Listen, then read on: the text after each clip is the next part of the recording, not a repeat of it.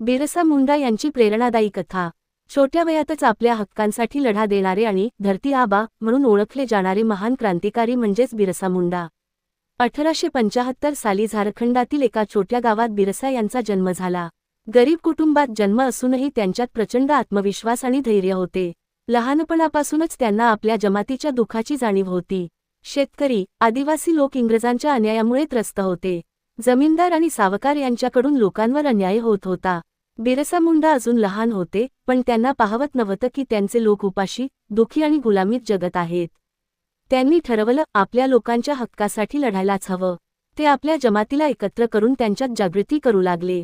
त्यांनी लोकांना सांगितले, आपण गुलाम नाही, आपली जमीन आपलीच आहे, अन्यायाविरुद्ध आवाज उठवायला हवा। त्यांच्या नेतृत्वाखाली मोठा उलगुलान महान बंड झाला। इंग्रजांनी त्यांना थांबवण्याचा प्रयत्न केला, पण बिरसांच्या नावाने लोकांमध्ये अशी क्रांती पेटली की इंग्रज सरकारही हादरले।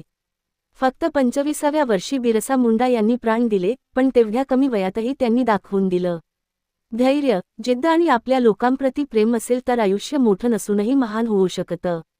विद्यार्थ्यांसाठी संदेश। विद्यार्थी मित्रांनो, बिरसा मुंडा यांचं आयुष्य आपल्याला शिकवतं की अन्यायाविरुद्ध लढायला कधीही घाबरू नका। वय लहान असलं तरीही मोठं काम करता येतं। मनात ध्येय, समाजासाठी प्रेम आणि सत्यासाठी लढण्याची ताकद असेल तर प्रत्येकजण धरती आबा सारखा प्रेरणादायी नेता होऊ शकतो।